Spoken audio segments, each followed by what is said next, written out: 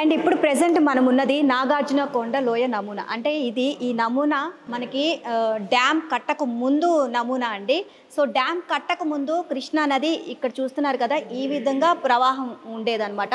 So ఈ విధంగా ప్రవహించేది. And దీనికి మనం నమూనా చూసినట్లయితే కనుక, సో అప్పుడు డ్యామ్ కట్టే టైంలో మనకి చాలా కూడా మొత్తం ముంపుకు గురైందనమాట. ముంపుకు గురైనప్పుడు అక్కడ 44 గ్రామాలు ఉన్నాయి. ఈ 44 గ్రామాలను కూడా ఇక్కడ మనకి చూడొచ్చు. హౌసెస్ లాగా, చిన్న చిన్న హౌసెస్ లాగా మీకు ఇక్కడ కనిపిస్తున్నాయి కదా. సో ఇక్కడ మొత్తం కూడా 44 గ్రామాలు ఉన్నాయి అనమాట. ఆ 44 గ్రామాలని ముంపుకు గురవకుండా వేరే ప్రాంతానికి పంపించడం జరిగింది. అండ్ ఇక్కడ మిడిల్లో మీరు చూస్తున్నది ఇది ప్రెజెంట్ మనం ఉన్న ఐలాండ్ అనమాట. ఈ ఐలాండ్లో మొత్తం కూడా మనకి దాదాపుగా ముంపుకు గురైనప్పుడు చాలా వరకు 134 కట్టడాలు బయటపడ్డాయి.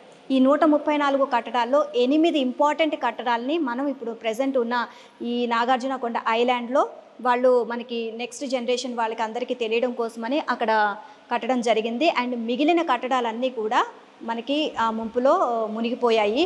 సో ఆ మునిగిపోయిన మొత్తం కట్టడాలు అన్నిటి కూడా మనం వాటి గురించి తెలియడం కోసమని ఇక్కడ ఈ వరుసగా మనకి చుట్టూతా నమూనాలని ఇక్కడ పెట్టడం జరిగింది. సో ప్రెజెంట్ మనకి దాదాపుగా ఇది చూసినట్లయితే కనుక ఇక్కడ నెంబర్స్ కూడా ఉన్నాయి మనకి బాక్సెస్లో.